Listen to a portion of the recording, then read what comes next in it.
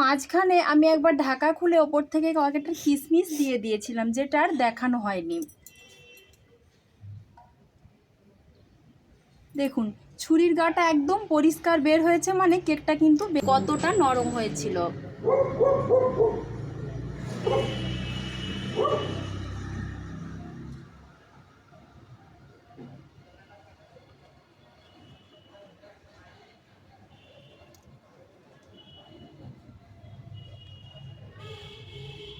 দেখুন ভেতর থেকে কেকটা কত জালিদার আর কতটা নরম, তা তো আশা করছি আপনারা। নমস্কার বন্ধুরা, আমার চ্যানেলে আরও একবার আপনাদের সবাইকে স্বাগত জানিয়ে আজকের একটা নতুন পর্বে সম্পূর্ণ নতুন একটা রেসিপি নিয়ে আবারও হাজির হয়ে গেছি। আজ বানাবো ডিম ছাড়াই মাত্র 1 কাপ সুজি দিয়ে একদম নরম তুলতুলে স্পঞ্জি কেক।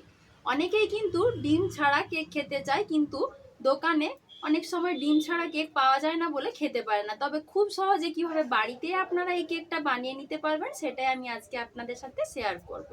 আশা করব আপনারা ভিডিওর শেষ পর্যন্ত আমার সাথেই থাকবেন, আর সবশেষে ভালো লাগলে একটা লাইক করে দেবেন, সবার মাঝে বেশি বেশি করে শেয়ার করে দেবেন। তাহলে চলুন দেরি না করে আমার আজকের রেসিপিটা শুরু করি। আমি সমস্ত কিছু এই কাপটার মাপ করে নিচ্ছি। আপনারা যে বাটি কাপ যারই মাপ করে নেন না কেন, সমস্ত উপকরণ কিন্তু একটা মাপেই নেবেন, তাহলে কিন্তু কেকটা একদম সুপার সফট এবং স্পঞ্জি বানানো যাবে। সবার প্রথমে এই দুধটা আমি জাল করে তারপর ঠান্ডা করে রেখেছি। ঠান্ডা করা দুধটা দিয়ে দিলাম। এবার দিয়ে দেব চিনি। চিনিটাও আমি ওই কাপের 1 কাপের একটু কম দিয়েছি। চিনিটা আমি মিক্সির জারে একটু গুঁড়ো করে নিয়েছিলাম।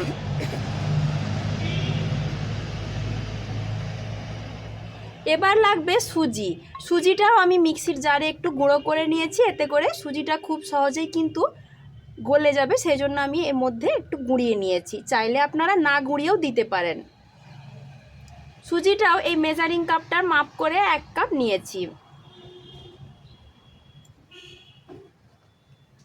এবার লাগবে ময়দা। ময়দাটা আমি ওই কাপেরই অর্ধেক কাপ মতো নিয়েছি। সমস্ত উপকরণগুলো দিয়ে দেওয়ার পর ভালো করে ফেটিয়ে মিশিয়ে নিতে হবে। এই ফেটানোটা যত সুন্দর হবে কেক কিন্তু ততই সফট আর স্পঞ্জি হবে। বন্ধুরা ভালো করে কিন্তু মিশিয়ে নিয়েছি। এবার যেহেতু সুজি দেওয়া আছে তাই আমি 10 মিনিটের জন্য রেস্টে রেখে দেব।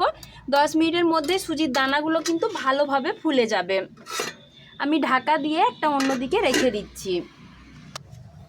ততক্ষণে আমি বাকি কাজগুলো করে নেব। আমি এরকম একটা ডেকচি মতো নিয়েছি। আপনারা যে কোনো স্টিলের পাত্রে কিন্তু কেকটা তৈরি করে নিতে পারেন, তবে চেষ্টা করবেন একটু যেন ওপরের দিকটা উঁচু হয় এই রকম পাত্র নিতে, কেননা কেকটা তৈরি হওয়ার পর কিন্তু কেকটা ফুলে ওপরের দিকে অনেকটাই উঠবে, সেজন্য একটু বড় দেখে জায়গাটা নেবার চেষ্টা করবেন। এবার এর মধ্যে আমি অল্প একটু তেল দিয়ে দেব। তারপর তেলটা চারিদিকে একটু ভালো করে মাখিয়ে নিচ্ছি।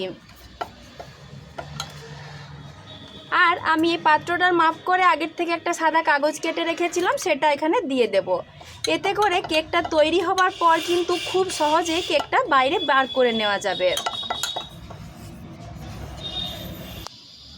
অন্যদিকে কেকটা বানানোর জন্য আমি এরকম একটা কড়া নিয়ে নিয়েছি। কড়াটা আমি আগের থেকে গরম করবার জন্য গ্যাসের ওপর বসিয়ে দিচ্ছি। এর মধ্যে আমি বেশ কিছুটা পরিমাণ একটু লবণ ছড়িয়ে দিচ্ছি। আপনারা চাইলে লবণের পরিবর্তে বালিটাও দিতে পারেন।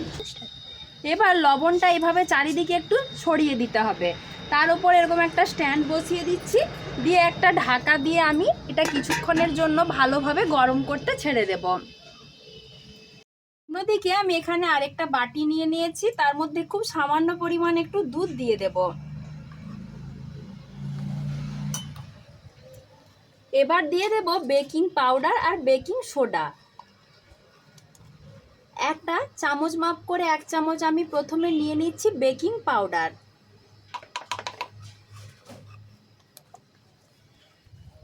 আর ওই চামচেরই অর্ধেক চামচ নিয়েছি বেকিং সোডা। এই মাপগুলো কিন্তু আপনারা কেক বানানোর সময় অবশ্যই মাথায় রাখবেন, তাহলেই কিন্তু কেকটা সুন্দরভাবে তৈরি হবে। এবার এই দুটো জিনিস একসাথে ভালো করে চামচ দিয়ে মিশিয়ে নেব।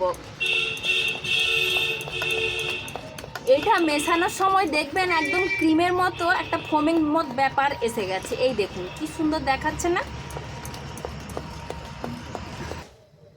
এখন 10 মিনিট মতো হয়ে গেছে। কেকটার মিশ্রণটা কিন্তু আমি ঢাকাটা খুলে নিয়েছি, দেখুন অনেকটাই কিন্তু সুজিটা ফুলে উঠেছে। এবার আমি আগের থেকে এই যে বেকিং পাউডার বেকিং সোডা এটা দিয়ে রেখেছিলাম সেটা এখানে মিশিয়ে দিচ্ছি। আর দিয়ে দেব রান্নার তেল। আমি এখানে 3 চামচ মতো রান্নার তেল দিয়ে দিচ্ছি। এবার সমস্ত উপকরণগুলো ভালো করে আবারও একটু মিশিয়ে ফেটিয়ে নিতে হবে। বন্ধুরা মিশ্রণটা আবারও প্রায় 5 মিনিট মতো ভালো করে ফেটিয়ে নিয়েছি। এবার আমি মিশ্রণটা যে পাত্রটাতে কেকটা বানাবো তার মধ্যে ঢেলে নিচ্ছি।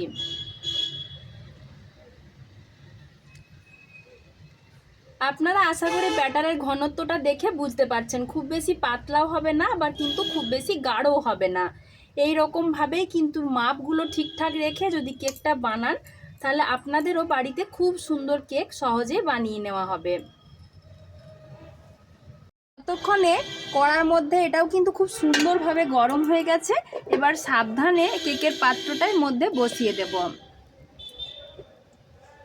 এবার ঢাকা দিয়ে প্রায় আধ ঘন্টা থেকে 45 মিনিট মতো অপেক্ষা করব। মাঝে একবার খুলে দেখে নেব কেকটা ঠিকঠাক মতো হয়েছে কিনা।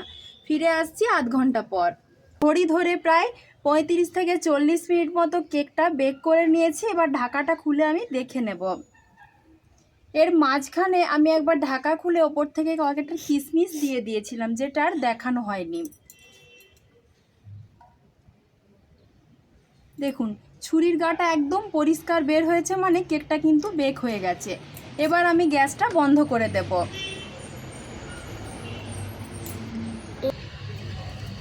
সাবধানে গ্যাসের ভেতর থেকে নামিয়ে নিয়েছি। এবার সাইডগুলো একটু ছুরি দিয়ে এভাবে আলগা করে নেব। তারপর একটা প্লেটের মধ্যে এভাবে একটু উল্টে আর এভাবে একটু চাপড়ে দিলেই কিন্তু খুব সহজে কেকটা বেরিয়ে আসবে। দেখুন বন্ধুরা কেকটা কিন্তু সুন্দরভাবে একদম কেক প্যানটার গায়ে একটুও কেকটা লেগে নেই, সুন্দরভাবে কেকটা ছেড়ে গেছে। এবার আমি প্রথমে কাগজটা ছাড়িয়ে নেব। এই কাগজটা দেওয়ার কারণে কিন্তু কেকটা খুব সহজেই কেক প্যান থেকে বাইরে বের করে নেওয়া যায়।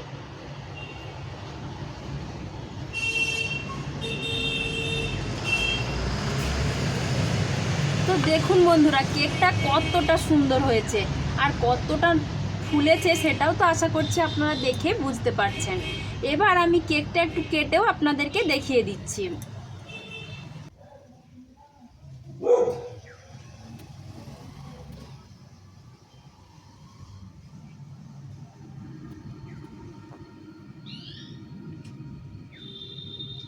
একটু কেটেও দেখিয়ে দিচ্ছি, তাহলে আপনারা আশা করি বুঝতে পারবেন যে কেকটা কতটা নরম হয়েছিল।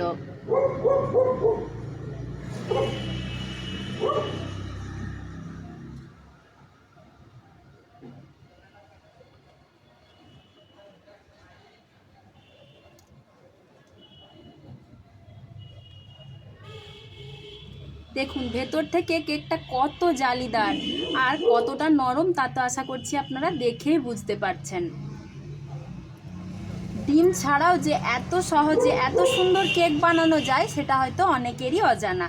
তো এই বছর বড়দিনে কেক দোকান থেকে না কিনে বাড়িতেও কিন্তু এভাবে একবার বানিয়ে দেখতে পারেন, খেতে কিন্তু দুর্দান্ত হয়। দেখলেন তো বন্ধুরা ডিম ছাড়াও মাত্র 1 কাপ সুজি দিয়ে কত সহজেই কেক বানানো যায়। তো আমার আজকের রেসিপিটা আপনাদের কেমন লেগেছে অবশ্যই আমাকে কমেন্ট করে জানাবেন। যদি একটুও ভালো লাগে তাহলে একটা লাইক করবেন, সবার মাঝে বেশি বেশি করে শেয়ার করে দেওয়ার জন্য অনুরোধ জানাচ্ছি। আর চ্যানেলটাতে নতুন বন্ধু হয়ে থাকলে প্লিজ চ্যানেলটা সাবস্ক্রাইব করে দেবেন, যাতে প্রতিদিন এরকম নতুন নতুন রেসিপির আপডেট আপনারাও পেতে পারেন। আজকের মতো এ পর্যন্ত, সবাই ভালো থাকবেন, সুস্থ থাকবেন, ধন্যবাদ।